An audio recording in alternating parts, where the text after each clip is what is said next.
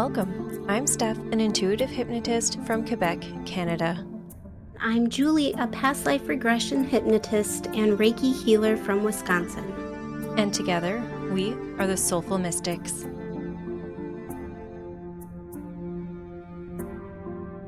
Hey everyone, welcome back to the Soulful Mystics podcast. I'm Julie, one of the hosts of this pod.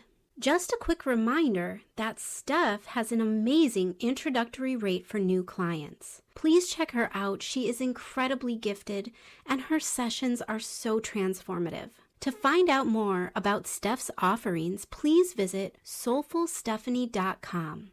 And if you're listening when this episode airs on May 31st, it's the last day to take advantage of my 50% discount for the month of May. If you've been thinking about booking with me, please check out my offerings at soulseekerhypnosis.com. And if you are local to me, I have some exciting news. I am opening an office for in-person sessions beginning June 1st. But if you're not local, don't worry, I am still offering virtual sessions as well. I would love to see all of your beautiful faces in person too if I could. As always, please hop on our email list so you are the first to know of any discounts or promotions we offer. If you are enjoying the Soulful Mystics podcast, please take a moment to give us a 5-star rating, as this really helps people to find us. If you love this podcast, please consider leaving us a review. We are so incredibly grateful to our listeners and your feedback. And thank you to those that have already shown us some love. The Unknown DJ wrote, "Future looks bright. Great first episode, ladies. Nice structure and topic. Very professional." Thank you so much for your love and support. We are truly grateful. In today's episode, we are bringing Mary back for an amazingly weird and fun conversation. If you haven't listened to episode 16, please go back and do so. In that episode, Steph facilitated a past life regression for Mary, but instead of seeing a past life, Mary began channeling light beings. It was an incredibly beautiful session, and she is an absolutely beautiful soul. If you like to get weird, this is the episode for you.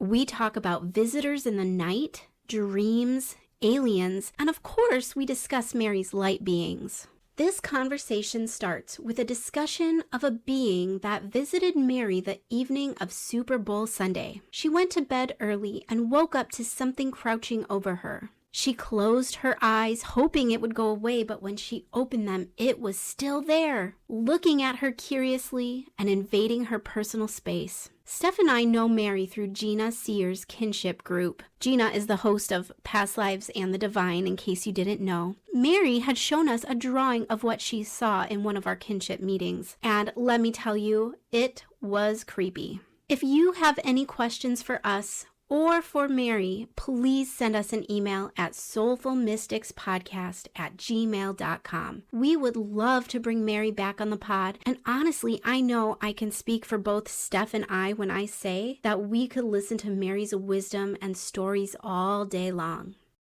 A huge thank you to Mary for being so open with us during this conversation and sharing your amazing light with our listeners. And lastly, please follow us on social media. We are on Instagram, Facebook, and YouTube at Soulful Mystics Podcast. All right, now on to the episode.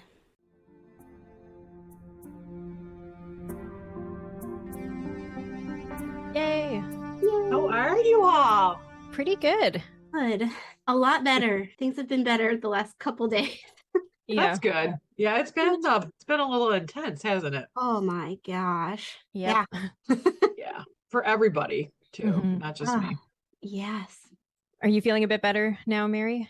I am. It feels like, like you sort of come out of something and your head's on straight or something. It's like, okay, I can put everything in perspective all of a sudden. Yeah. And then, it's like, because what is overwhelming? Nothing really. I don't know. Some months are just like that. Yeah. And it's been 2 weeks, I think, that it's been rough. Just, I don't know if you guys felt the same, but questioning certain things, and then feeling just physically drained. Oh, exhausted. Yeah. Like literally falling. I am not an old granny. I realize I'm much older than both of you, but I was sitting with my hand like this, watching, one of my grandkids, and literally I did the head bob, and I'm like, oh my God, why am I so exhausted? Mm-hmm. I'm just like, I don't know. Have you had insomnia? I always do to a degree.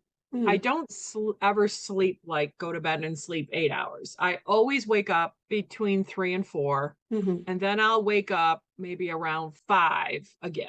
Like it's always broken. And it doesn't matter when I go to bed, I will still wake up like that. Yeah. And it's like, if you wake up at, you say like, 3 o'clock in the morning, that doesn't seem like you go back to bed, but by the time you get back into a sleep, I'm always in a really good dark, heavy sleep just before I wake up. I swear. Yeah. I had insomnia for a solid week. That was rough. It's terrible. Yeah. So rough. And even on the days that I was sleeping, so like the last 3 nights I finally slept, which is good. Just sitting at my desk at work, how you were saying, like just wanting to like nod off. You can't keep your eyes open. No, I actually slept. I just felt like I was so behind on sleep. Yeah. Today it's like I feel refreshed. Maybe it's because it's my day off. I don't know. I can tell, even if I think I'm tired, how productive I am. I get up, I shower, and I'm doing things, and I still feel a little tired, whatever, but no, I don't feel as drained as I was feeling. I definitely have more energy. Me too. But I never sleep the whole night through. Me neither. Not a great sleeper at all. Same. It actually brings up a question that I've been meaning to ask Mary. I've just been waiting for this, or just a comment. I don't know, but in kinship, that drawing, as I'm sitting here with my thing muted, I was like, oh no, like why are they doing that to you, Mary? I think someone said you're being visited, and Julie had an experience with like a shamanic journey that aliens or whatever was brought up. Do you feel okay with it? Or because I don't allow, like I have really strong protective barriers, because I don't know that I would ever sleep again if I experienced what you showed us. That happens to me. I mean, not that kind of thing that happened on that Sunday night, but I wake up a lot. And I always said to myself, oh, it's probably because I was in the middle of a dream. And like when I open my eyes, I'm still dreaming. But I don't know, because different things happen in different places I've lived. So it's not always the same. It's usually a person. It's usually human, but they don't know personal space. Like I will wake up and someone will be like looking very closely at me. And it makes you go, because, you're startled because somebody's there. And usually if I close my eyes and I open them, they're gone. The weird thing about that, and I don't know if it was like crouching or if that's just how it stands, quite frankly, but it wasn't even midnight or 2 o'clock in the morning or 3 o'clock in the morning. It was Super Bowl Sunday. So the game was going on in the living room. I had been sick with, a cold and then laryngitis. So it was early. There was still like light from the kitchen creeping through the door. So my bedroom wasn't like pitch black, but it was, it's February, so it's dark around here. When I opened my eyes, now I hadn't been sleeping that long, I see it and I close my eyes and I went, and I opened it and it was still there. And that's when I tried to scream. And when I tried to scream, no sound, because I had laryngitis. So I'm screaming, and I could have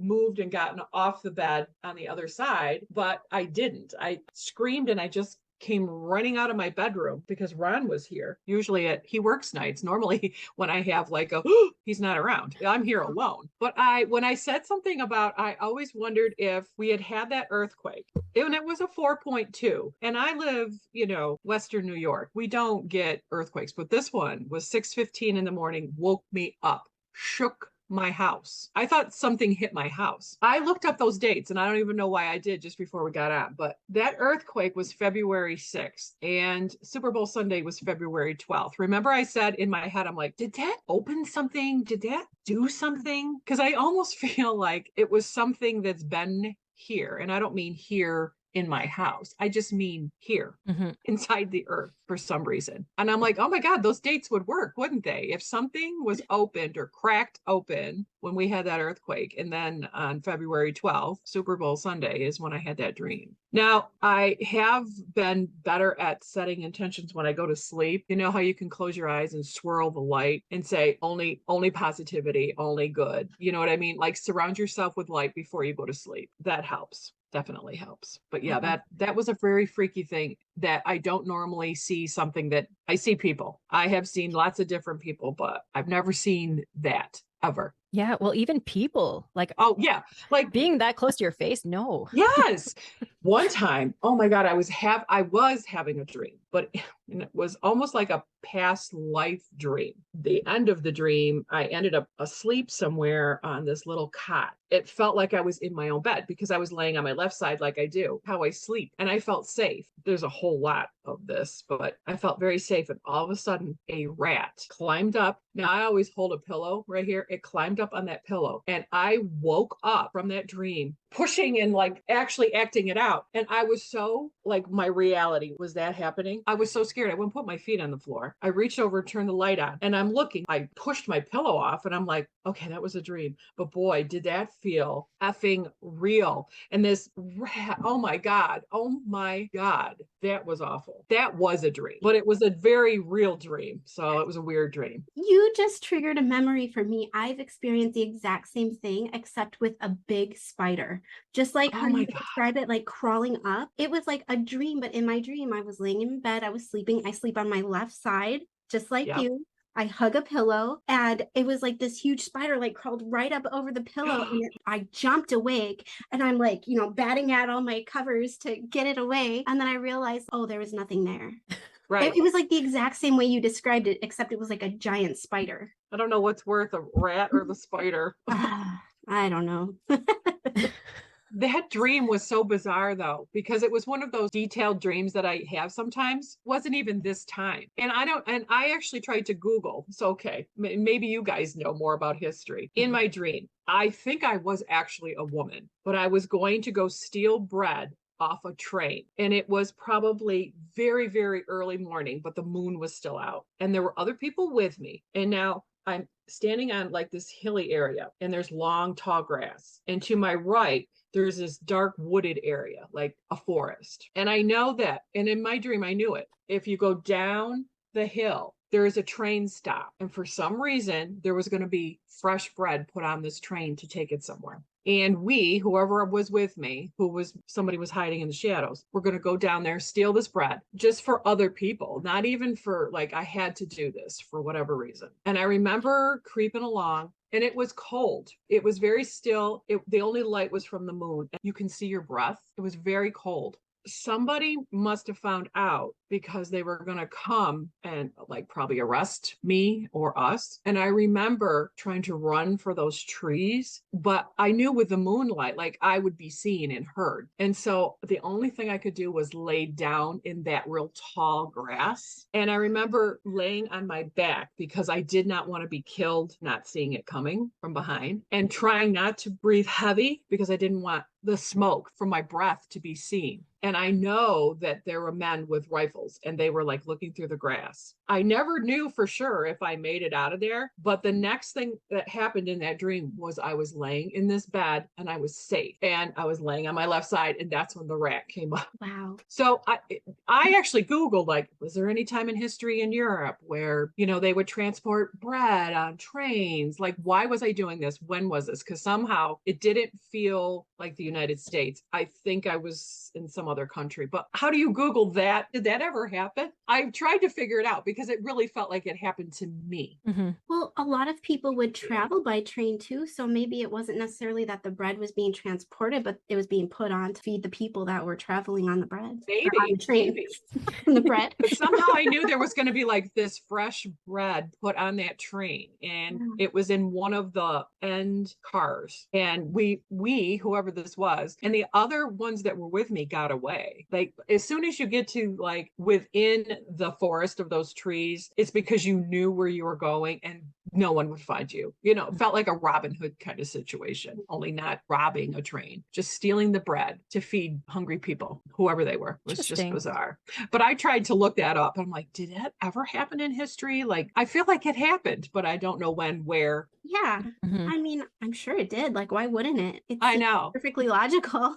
Yeah. It was just bizarre. But that was like one of those dreams I was acting out when I woke up and there was a rat climbing on my bed. So creepy. I had an experience. I told Julie, well, I wrote it in the WhatsApp group for kinship, but I know you don't have that. So I don't. The other night, my partner Max left town. What was it, like 2 weeks ago? And that was like one of the weeks that I wasn't sleeping very well. So when he got back, the first night he got back, he was sleeping, and he sleeps like this on his back all the time.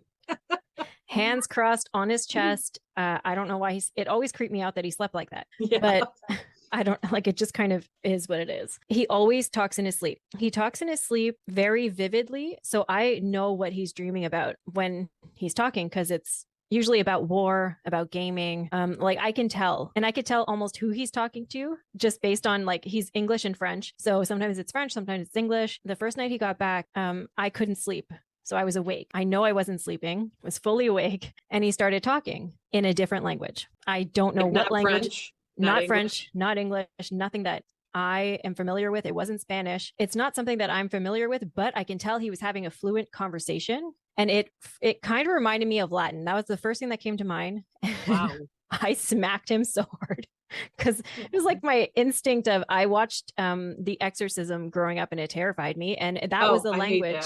Yeah. Oh, so I got really creeped out because, again, he was sleeping with his hands over his chest, like in a praying motion, and started speaking Latin to somebody. He doesn't know Latin. He doesn't know, he's bilingual. He knows those two languages. And when I woke him up, I asked him what he was dreaming about, and he never remembers. And he said, "Oh, what did I say this time?" And I was like, "Oh, it's fine. I didn't understand." And I didn't tell him. I didn't want to tell him until I processed it. Then a few days later, I told him that he was speaking a different language. He's like, "Was it Latin?" Because he's always been interested in Latin. And oh my God. I don't know for sure, but that was my first thought. And he started going on this, like, telling me all about the Latin history. And he's like, "I wish they taught that still in schools. Like, I wish I could have learned it." And well, you know, it somehow, I guess, because it was so creepy. Isn't that weird? Because, you know, we didn't always speak English as our primary, like in other lives, right? So that knowledge is somewhere. Right. Mm-hmm, for sure. And well, now I know for sure that it's in there, because he always speaks so clearly in his sleep. And it was clear as day. And at one point I was like, am I freaking sleeping? Like, I was touching my head being like, oh no,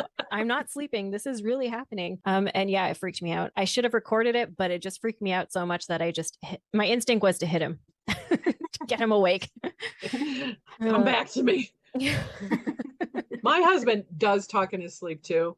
Usually he's fighting something that's not good. Like he'll tell something to get out. Creepy. But one time he works nights, so I would get home, you know, at 4:30 in the afternoon. He'd be sleeping, so I kind of go in the bedroom and I'm changing out of my work clothes, and I'm at the foot of the bed, and all of a sudden he was talking in his sleep, but he had an English accent, like from England. Okay, it's different than this. And he goes, "And a good day to you too, sir." And I stopped what I was doing. I'm like, what? I thought he was being silly. And then all of a sudden he starts giggling and he sits up and he wakes up. And I'm like, "Do you know that you were talking with an English accent just now?" We still laugh about that. I'm like, "What were you dreaming?" He goes, "I don't know. I've never heard him even try to do an English accent." That's so cool. That is a good cool. day to you too, sir. And then he giggles. Like I'm putting pants on. I'm like, "What, Ron? What are you doing?" Oh my God. But a giggle is so creepy too. When someone's sleeping, like, I don't like it. He's not a giggly guy either. Well, my first thought was he a woman in his dream? Or like you know what? Life? He didn't remember it. He didn't. Yeah. He goes, "I don't even know." I'm like, that is the weirdest thing. Usually he's fighting like a demon, though. Oh boy. When it happens. But it honestly hasn't happened in years. We actually lived in a haunted house in Buffalo. We owned it, and I lived there for almost 10 years because I owned the house. And that's when he started having nightmares, was in that house. But my kids were really affected, and I was affected. And it was a double. So it had an apartment upstairs, and then we lived downstairs. And my sister and a couple of her friends lived upstairs. So I knew what was going on upstairs because of, you know, her roommates, and my sister lived there for so long. Oh my God, it was bad. But that's when his dreams would start, and he would start yelling. And the one time I was pregnant with my third daughter, and he was screaming in his sleep, like, get out. And it startled me awake. And he's like, turn the light on, turn the light on. And at the time, it was like on a dresser, like across the room. It wasn't, we didn't have a nightstand. And so I got up and I turned the light on, and I'm like, are you all like, he was so freaked out and scared. And that scared me because he's my rock. Like, he doesn't get scared. He's been in the army and he's been in all kinds of situations. And he was freaked out. And I'm like, what was going on? He goes, I don't know. Something bad was coming for you and the kids. And I was like protecting you and telling it to get out. And those dreams started in that house. Wow. And when I went to turn the light off so we could go back to sleep, he told me to leave it on. Mm-hmm. I'm like, oh, okay. Now I'm not sleeping. Yeah, it really scared him. Now I will be awake all night. It was just not good.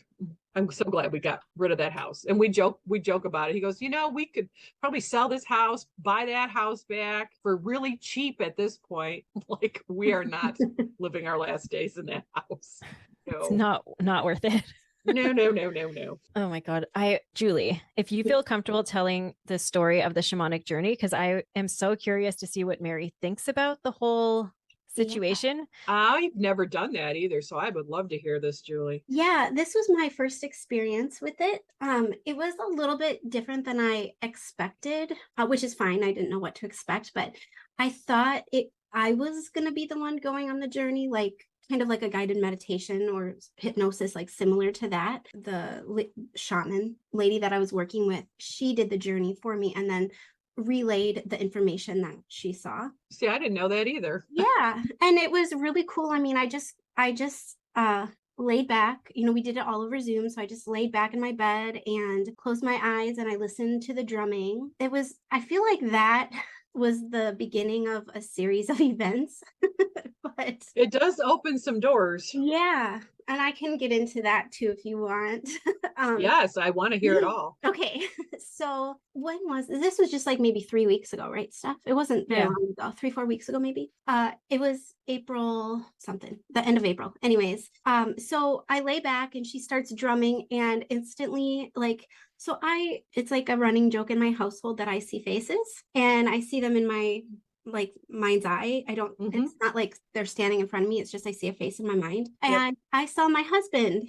So he was there and I was a little nervous because not knowing what to expect and what it was going to shake up or what was going to come out of it. I saw him and a lot of love coming off of him and it made me cry. I'm not even an emotional person, but I just had the tears streaming down my face. And so it was almost like he was there to say I'm here with you and everything is going to be okay. This is going to be good and just reassuring me. So that was a cool way to kick it off. So then she goes about she does her thing. And afterwards, she tells me, she's like, when I entered the journey, I was climbing up over these mossy boulders, like rocks. It was like this mossy landscape. And as she was crawling up over the rocks, she came to what she figured out was like a tree trunk. And it was like the tree of life. So she started at the roots, went up the trunk, and the rest of the tree, she saw a placenta. And if you look up a photo of a placenta, it looks a lot like the tree of life. It does. Yeah. Mm-hmm. Yeah. The information she was getting was that is my energy, meaning the motherly and the love. And that's what I give off. And I'm like a caretaker of everyone around me. And it's just the energy that I exude. And so that was pretty cool. So she said that was what I needed to know about that. From the placenta shot off a tentacle. She said, I think it was blue and a neon green. And she said, this is my connection to wherever I want to travel to. It will hold me there. The suction cup of the tentacle will hold me there. So it was almost kind of that's how I travel and how I stay connected to wherever I'm traveling. And that's kind of an interesting thing that I'm still trying to understand. Everything, the next part is what really made sense to me. So she said after the tentacle, she was transported to a spaceship and she's looking around the spaceship and finally she sees through a hatchback kind of a door. She sees me laying on a table, my body completely paralyzed except for my eyes, and my eyes connected with her and it was just fear pouring off of me. And she said there were two beings that she didn't recognize. She said they looked kind of like grays, being very, very tall, thin, really big heads. But she said she kept hearing insectoid, but she felt like that didn't sound right either. So she wasn't sure what species they were. But she said one of them was behind me with its hand over my mouth, like holding my mouth open. And one of them was in front of me, force feeding something down my throat. I've been thinking about that a lot since that happened. I don't know, that weekend I was driving to Michigan with my husband, and I'm driving and I'm like, get my phone. I need to send Steph a voice message. And I was like, we need to talk about this, because I really felt, if anything, that was a psychic attack. Kind of how we were talking about in kinship. I think that was like the same week, about how just feeling disconnected and really struggling to get that connection back, and just things that worked before weren't working now. And I just felt like it was a clear message that there's a force that we don't see that is trying to dim our light, and it's our job to keep shining. And so that message, I just got goosebumps all over, but that message was just so loud and clear to me. And I just felt like it was so important to talk about that, because, you know, even that week, I mean, I had a migraine that week. I wasn't feeling good. I didn't have my camera on because I just felt so awful. And that's exactly what it was. It's like, this was an attack. This is happening all over. And we need to just keep shining our light and realize how powerful we truly are. So that was that. And then what was it? Maybe a week or so later, we did the double past life regression. But in that, I was trying to like protect Steph. And like, that was my role. I was trying to get her out of a bad situation and protect her. And I failed and carried a lot of guilt because of that. And I felt that energetically after the past life was completed. I kept getting an image or like a vision, because I was having this pain in like my right kidney and my right hip. And the vision I got with that was a sword stuck through my back, coming out my hip area. I can envision that. Yeah. And so Steph, along with my guides, pulled that out. And that was the night everything got worse. Out of nowhere, I got extremely sick. Not to be TMI, but I couldn't leave the bathroom for 5 solid hours. I was that sick. I've had food poisoning before in my life, and it wasn't even that as bad as I got that night. I've also never felt like an illness was a spiritual experience.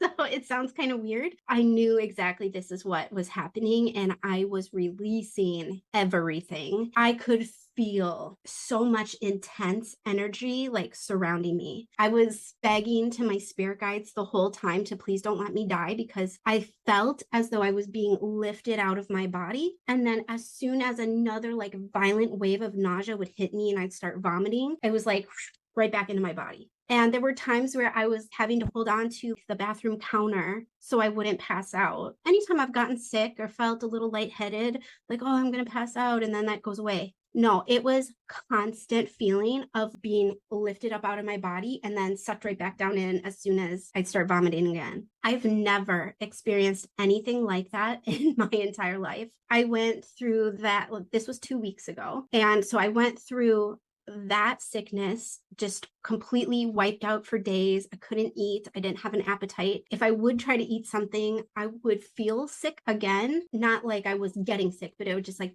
feel nauseous, that kind of thing, upset tummy. So then last week, a week from today, I came down with a cold and had like all the sinus stuff and was wiped out again. And then all last week, I had insomnia. I couldn't sleep. These last 3 days, I finally feel like I'm coming around that corner where I'm starting to feel better, and I'm starting to sleep, and I'm starting to eat a little bit more. I joke when I say this, like I felt like I released the devil from my soul, but it's like exactly what it was. I don't even know how to describe it. Also, while the sickness was happening, I kept getting visions of those aliens shoving whatever they were shoving down my throat, like force feeding me. And I kept getting the image that it was the negativity, the self-doubt, everything that they could possibly do to shut us down, to dim our light, to put us back asleep. That's what they were forcing down me. I was like fighting against it, but I felt like I was fighting for my life. And that sounds so dramatic, but I kept feeling like this is going to be a near-death experience, and I'm afraid I'm not going to come back. My husband goes to work at 3 a.m. So my worst fear was he was going to find me on the floor. It was just, I've never gone through anything like that in my life. But I have to say, I do feel a lot lighter now. Emotionally, right?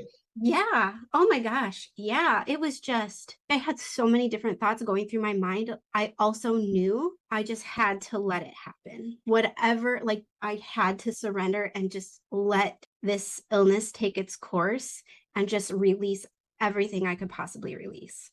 That's a lot. That's a, It was that, intense. It was an intense yeah. few weeks.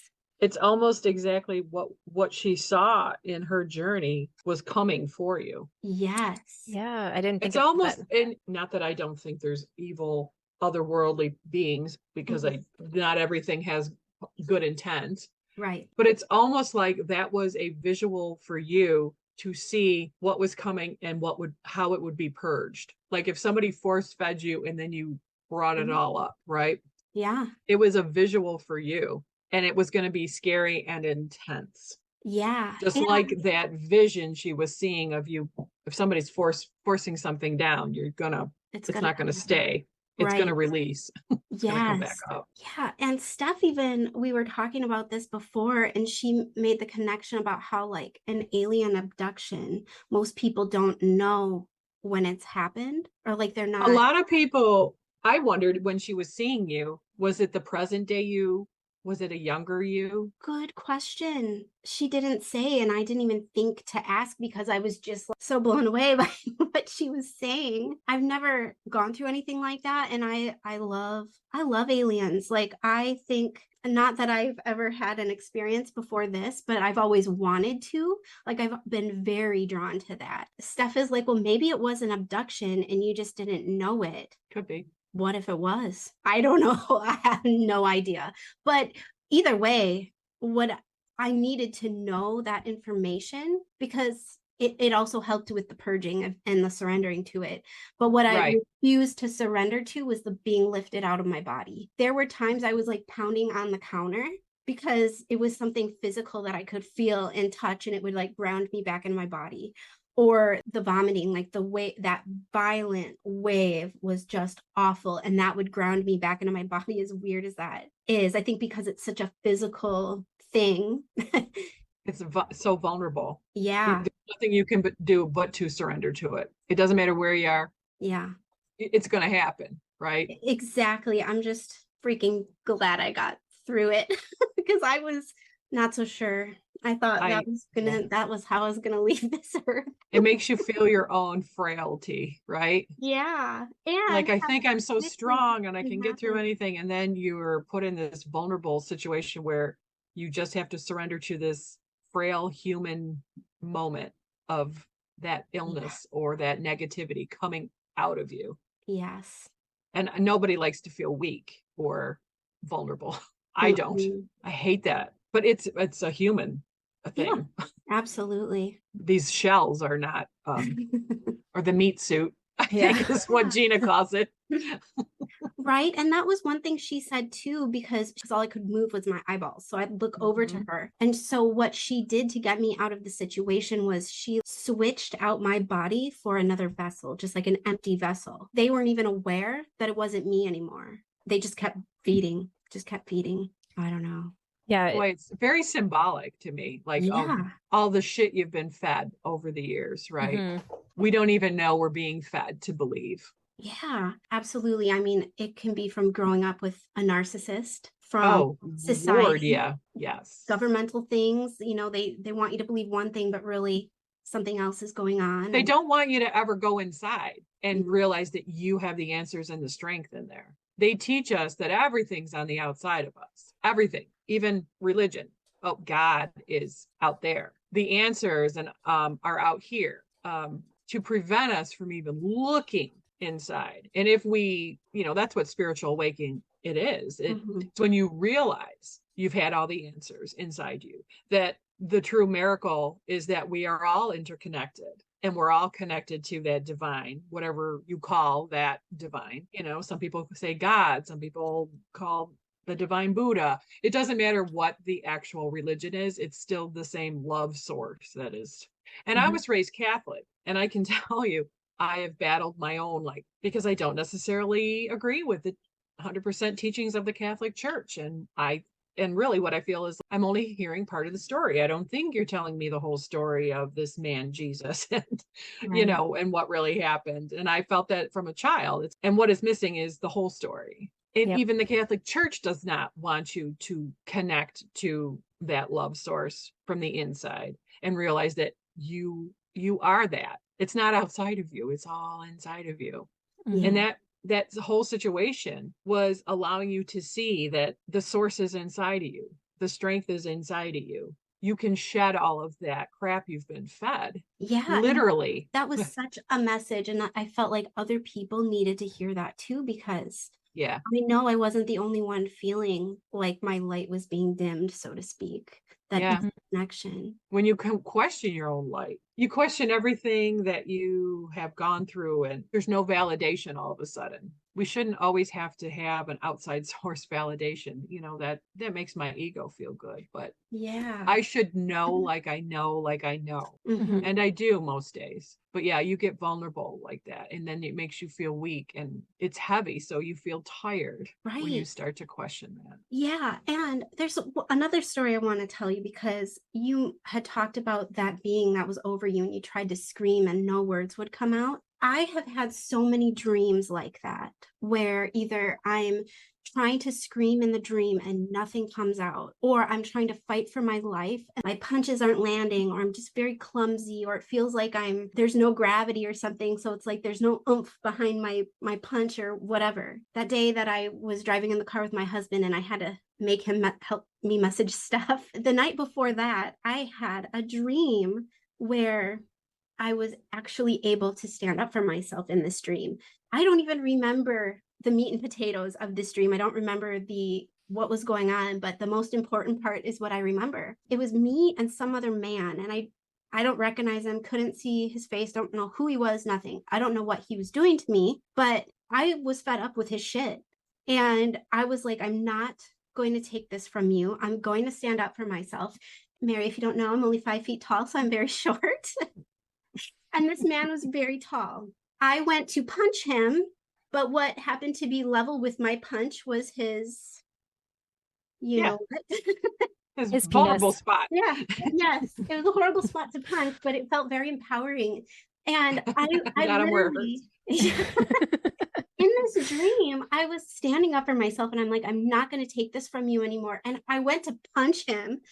It reminds me of like the Powerpuff Girls or like anime or something, where like you punch and then you see like the fist and it's got the motion behind it and you can like see the power behind it. It was like a punch like that, and I landed it and destroyed this man. No, you did.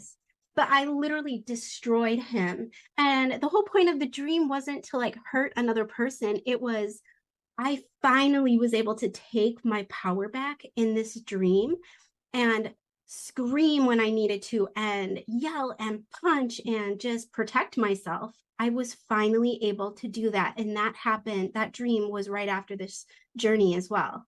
So it was like there were so many cool things that happened, so many not so cool, but necessary things.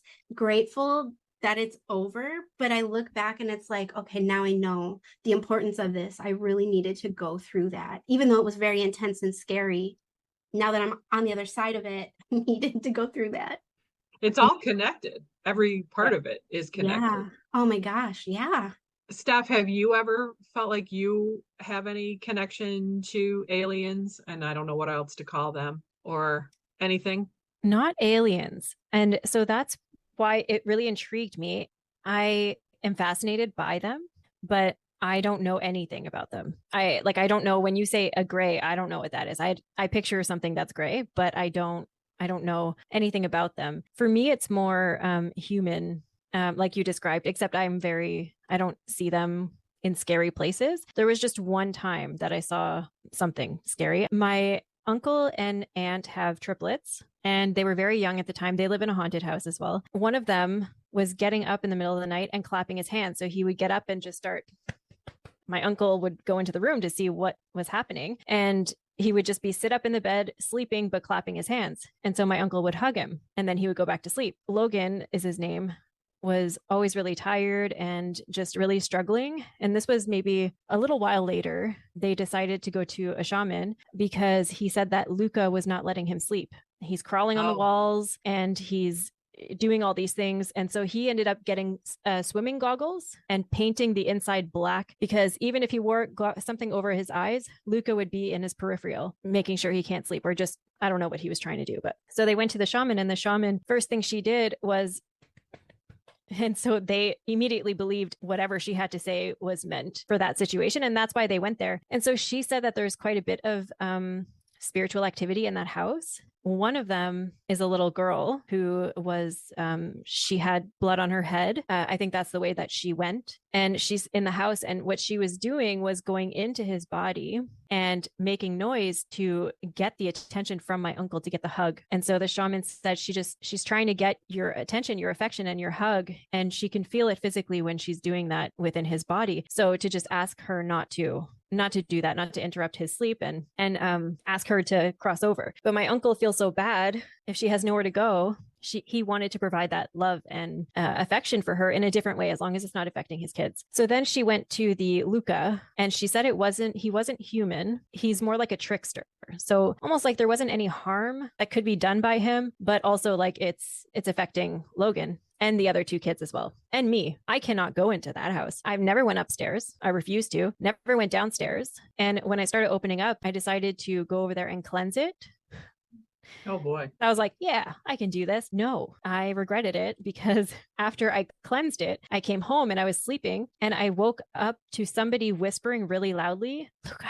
And I opened my eyes and I saw something crawl on my wall, a black, like just shape crawl on my wall. Oh. And I was like, no.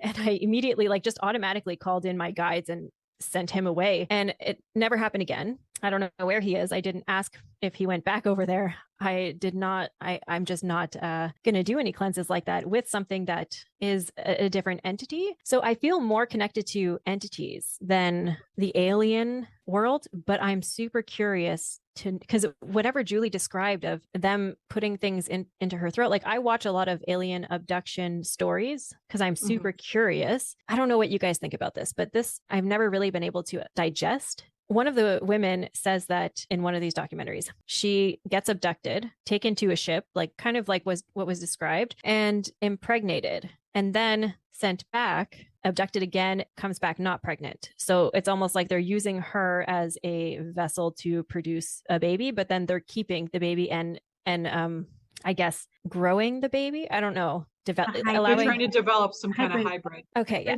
Yeah. I've heard that. There's a show on Gaia. It's called, oh gosh, it's with Ruben Langdon. He goes around and interviews people who channel these beings. And there's an episode about these hybrid children. And it's really fascinating. I'll have to find the name. Let me Google it really fast. So are these children being because according to this girl, she saw children that looked a little bit like her, like the alien said that these are your children, but they looked more like the alien, just a little more human. So are they keeping them there for some reason, or are they coming here? Well, I don't think they would survive. Most of them wouldn't survive here. So why with probably to develop a more evolved human kind of situation? I don't really know, because for me, I kind of relate to that with what my mother told me, but not exactly, because when I was 8, my mother, and I'm sure you've heard me talk about it, but she told me when I was about 8, and I know why she told me when I was 8. There was a lot of stuff going on. She said that she was visited by aliens, and she kind of termed everything for an 8-year-old. And she didn't really reveal a lot of information, but she said, I'm visited by them. And I know when they're going to come around, because it's usually when I'm watching television by myself at night and the TV goes wonky and gets all like that gray static. And I remember her telling me, and just sitting there listening to this whole story. And then she said, one night I was in bed with Dad, and she said, we had just made love. And I'm like, okay. Dad was sleeping, but I was not sleeping. I was awake. And I looked at the foot of the bed, and there were 2 beings there. And that's what she said, those alien beings. She said, I couldn't move. I tried to scream. I tried to wake Dad up, but there was 2 of them there. She didn't give me a whole lot of of detail. She didn't say they took her anywhere. And I know she didn't want to over frighten me, but she said, I felt a warmth in my womb. And she pointed like with her hand, she held it where the womb was. So I knew what she was talking about. Then shortly after they were gone, and then I could move again. And it wasn't until weeks later, and it really was, they were planning a trip to Las Vegas to visit family. And she wasn't feeling well. She went to the doctor and found out she was pregnant. And she said, when I found out and was verified that I was pregnant, I knew exactly the moment that I got pregnant. And that was me. Wow. Now, what that means, because here's the weird thing, and things happen the way they're supposed to, and I don't know how or why. From the time I was 8 until she passed away when I was 27, we never spoke of that again. Never. And my mom and I talked about a lot of things. I put it out of my mind. I never shared that story growing up with anyone. It wasn't until I was 27, my mom had passed away. I had gone out with my then boyfriend, now husband, and was with friends, got like wine drunk, you know, when you get like the crying jag. And all of a sudden I'm like crying and I'm remembering this conversation with my mom. And I tell Ron about it because I'm like, what did it mean? What does that mean? All of it just came back only weeks after she had died. That it's like, I didn't forget that conversation. It's almost like it was blocked from being brought up ever. How does that happen? I'm more curious about how that is orchestrated almost than the answer, because I always remembered it. It just never came out of my mouth. It never came out of her mouth again either. And I don't know, for years that has been the question. Well, then what does that mean about me? And now growing up, my mom was always watching the skies. Always. She would have her friends and her sit out in the summertime watching the skies. I was never interested in that. I never thought that had anything to do with me. I know you guys both say I'm very curious about that. I've never been curious about it. I always knew we're not, obviously there's more civilizations in this universe. We're not the only ones. I've always known that, but I never was curious. I never thought it had anything to do with me. That's another thing. When you have a mom that is so like certain that she sees things in the skies. And until that moment at 8 years old, I didn't know that she actually had been contacted, and I don't know how many times and what happened to her because she never told me. And my mother was of sound mind. I can tell you she was the most normal person. I to this day it's like the burning question in my life, and I've gotten closer to the answer with past life hypnosis, with a lot of opening back up spiritually, and it's just something that I have to accept. But under hypnosis, I said they can see, it's almost like they see my soul. It's like we're this body and we're this human, but what's the best way to understand something is to live it, right? To really understand humanity would be to, yes, I can tell you something and I can show you something, but if somehow you can feel it when it's happening, but you can also stand away from it, you'll learn from it, you'll grow from it without having to come in this human body and forget that you were an alien race, that, you know what I mean? And then try to remember after you're living here. The best way to grow and understand humanity is to experience it through a human life, an average human life that goes ups and downs and all of the things that we have to learn as a human. So I was not meant to know or to remember any of this growing up, because somehow I am connected always to that. And they learn from us about humanity because it is a very unique situation that we have here. It is probably very hard when we look at other choices to cycle through, right? This is probably the hardest because of the heavy 3D and the not knowing that you are connected and having to relearn that and remember that once you're here. But what happens to our soul when we discover things and learn things and do things? That soul, it expands. That expansion is what keeps the universe expanding. So they learn from us, I think. I've been told in a reading, somebody looked at me and said, you're some kind of a hybrid. And I had never heard that term before until she said that. I'm like, hybrid? Like, what the fuck does that mean? She said, but I don't know where you're from. I can't understand where. I don't know. And then somebody else did a reading and said, she goes, usually I can tell in a past life or if you are a starseed, like where you're connected. And she says, I just don't know. Wow. But when I saw them, they could be in a body, but they were actually light. Yeah.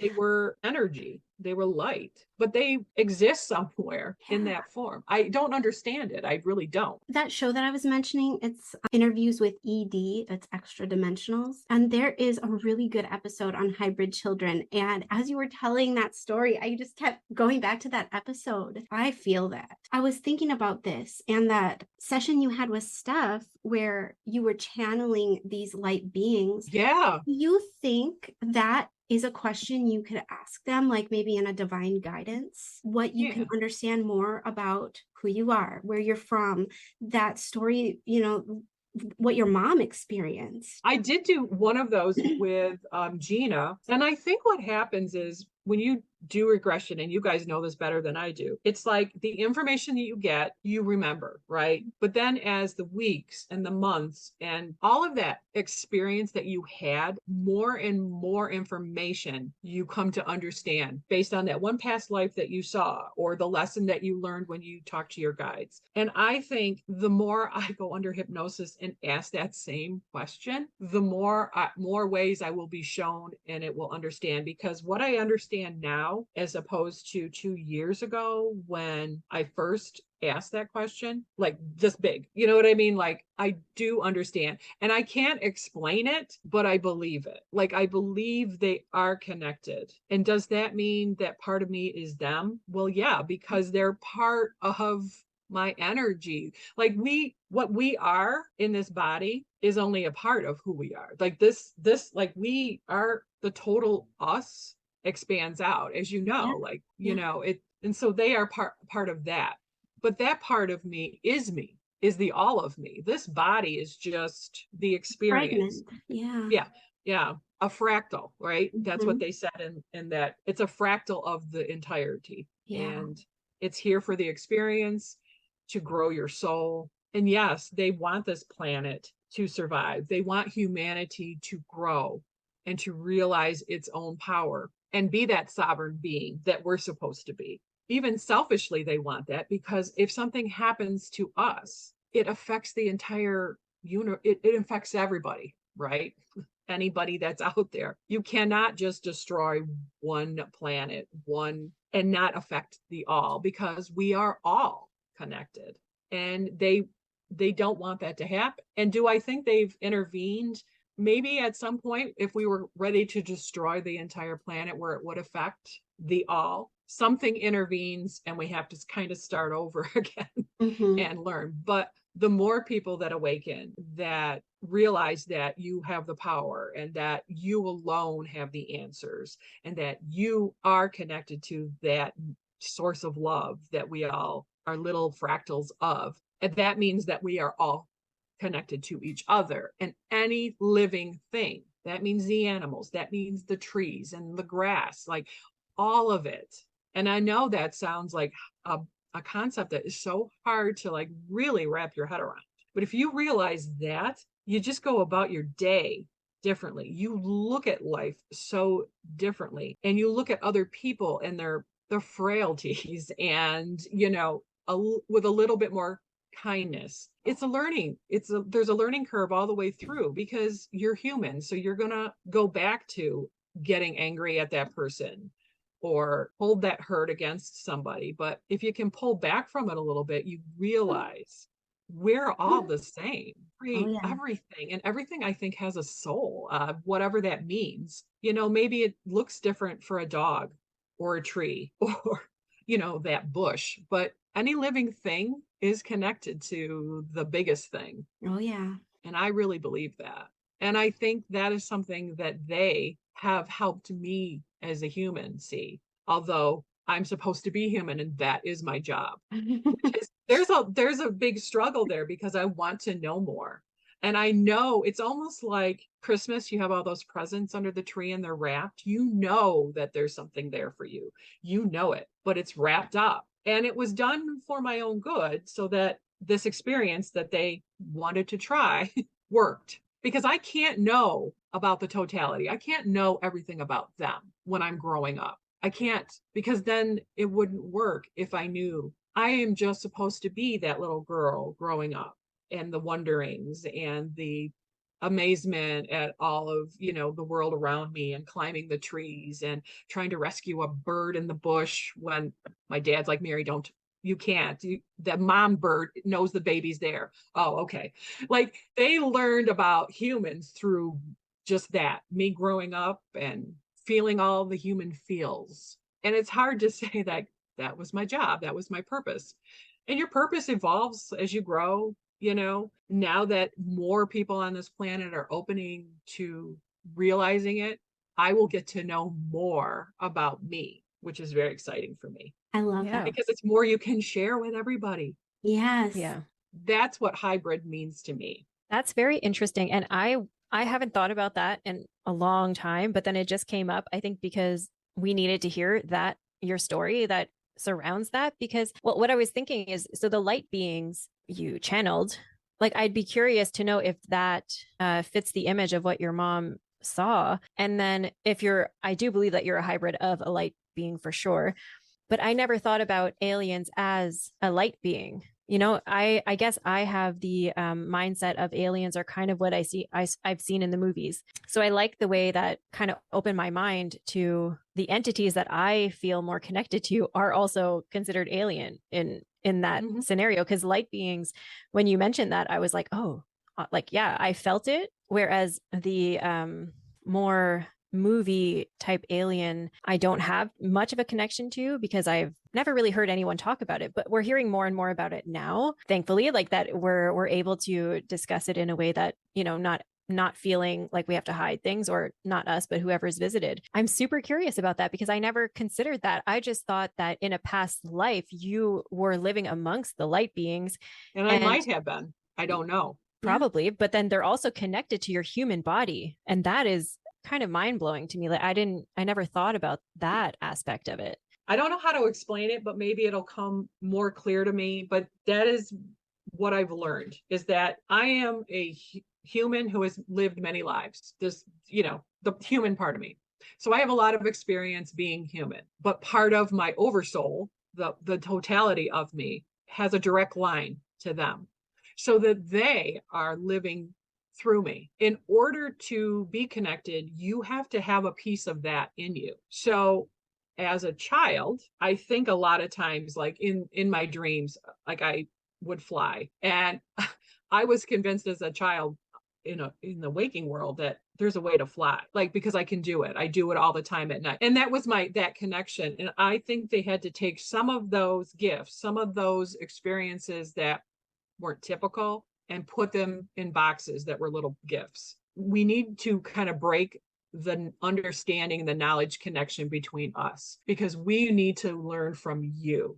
And they're there to guide me because they want me to be safe. And I am still, but you can't share part of you without taking a part of that. So I am connected. I am part of that, because there's no other way to get a connection. Yeah. But the memory of that has been not taken away, but put in a little gift box somewhere. When I'm old enough and strong enough and understand enough, I can start opening up some of those gifts and kind of like, oh, okay, because I can accept it. And now the world that I'm living in, right, with that grand plan, is ready to hear some of that too.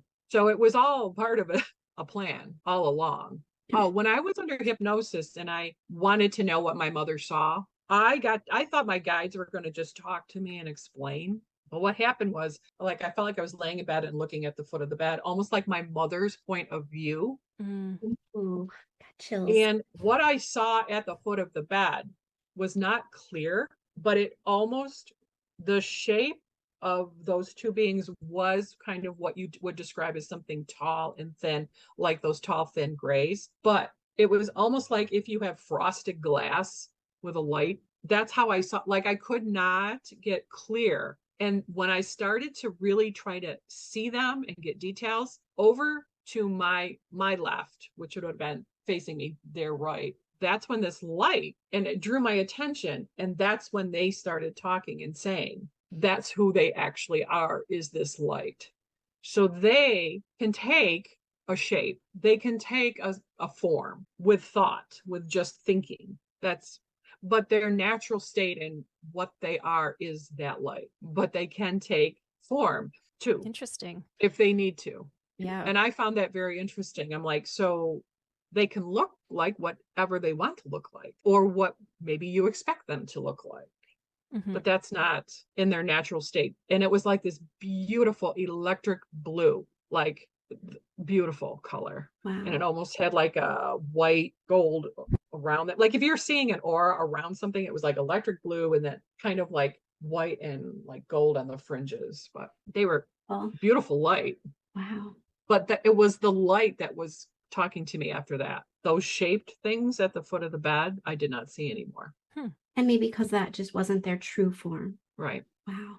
Interesting. So that's what I saw in hypnosis. The way that you describe things, Mary, for somebody who has trouble sometimes focusing on what someone's saying, if I don't understand, you have a way of explaining things that I just get, like the gift being wrapped at Christmas, all that stuff, like I love that. Yes. The way you explain things, it is a very grounding way of explaining something, because I don't know, like I can almost feel it. I can feel the excitement of Christmas, of like knowing that there's a gift for you and not knowing what's inside, and knowing that it was picked specifically for you from someone who loves you.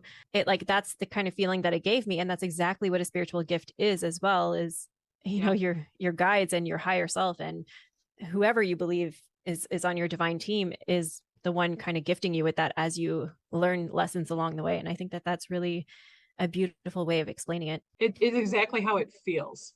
Yeah. Like to give you a visual of it, that's exactly how it feels. So I get excited about it. I like, when can I open up another present? Yeah. When can I, because I know they're all there. They're for me, but I wasn't allowed to open them until it was time. Yeah. And I think for people who are really wanting to open up their spiritual gifts and abilities, what a great way to look at it. It's such a shift in perspective, because some people get so frustrated, like, well, I've been trying this, I'm reading all these books, I'm going to all these people, and nothing is happening. I'm blocked in every direction. And it's like, we make it so much more complicated than it has to be. We do. We block ourselves. That gift. Yep. Because every time we focus externally to get the big answer, you frustrate yourself because it's not out there. Yes, you might read something in a book, or you might watch a podcast or a show, but the information that you take in is where you find the answer. It's not, you might get the clue out there, but any big answer, any big revelation is always inside. It is never external. And if I look back on just my own life, it's like I proved it to myself over and over again. Whenever I've had a big, shift in my life, it's because I figured something out inside of me, right? And then it showed on the outside eventually and changed how I interacted. But it's all internal. We're all like inside. It's all inside. And I don't even mean inside the body. I just mean inside us. Yeah. Well, that's it. Us is out there too. Right. We're so focused on we're hyper focused, or we've been taught to be focused on the external world, the things that are going on around us, and we ignore what we feel within. But I do feel like as women, we're more in touch with our intuition, because I think we needed it to be safe. And so it is something that we have. Interesting. So this was super fun. And Mary, sorry, my dog. If you want to do any other session. Oh, yeah, absolutely. I would love to work with you again. Me too. I'd love to work with you, Mary. Oh, definitely. I definitely do. I like doing one-on-one sessions, and I haven't, when I did that one with you, it had been months and months and months since I had done a one-on-one. So I like doing them. Yeah. And I'd be interested, because of Julie's connection to the extraterrestrial or extra dimensionals is what you called it in that show. I think that I'd be curious to see what comes up there. And if you want to work on anything, absolutely. If you think about anything, let us know, because I'm always looking to try to open more of those boxes. Perfect. To like have a bigger, broader understanding. Yeah. Because I always think of it this way, whatever I figure out about, like personally, it somehow affects somebody else. It helps somebody else realize something. So it's never just about, I figured this out about myself. and it's an understanding about everything. Like it just like, I don't know. It's never just learning about me. It's a learning about us, Mm-hmm. is what I feel like it is. And it's like, that should be shared with anybody who's interested, that is open to hearing it, that wants to know. It should be shared, because the more we evolve as a group, and they're talking about the ascension for, Earth. And I just think as a species, we're ascending, we are changing. This is a moment of evolution that we are living in. And, they say you are born, you agreed to come, whatever. We're all here for a reason. And it is to help the overall humanity. Absolutely. I believe that too. Yeah. Well, thanks for meeting with us. And yes, we're going to be in touch by email. So whenever you're free, I'd love to work with you. I know Julie would too. Oh yeah. And email me anything that comes up too. If you think about something, I just love to hear Mary talk, or just like your thoughts. I know, I could listen to you all day. If you wake up at 3:00 and you have a weird thought, please send it to me. Or somebody showed up next to the bed, like, yes, this guy showed up. Here's the drawing. Yeah, tell me that. What do you think of him? No, I hope no. They just need to go. Yeah. Like, okay, you were curious, you looked, now go. Yeah, get on. Goodbye. Yeah. You freaked me out, you little weirdo. They're just curious of your light, Mary. Yeah, he was just looking at me with his eye from the side of his head, like, I don't know, Mr. Lumpy Head, go away. Yeah, no, I would not thank you. not be able to do that. Oh God. And that's it for today's episode. Until next time, stay curious.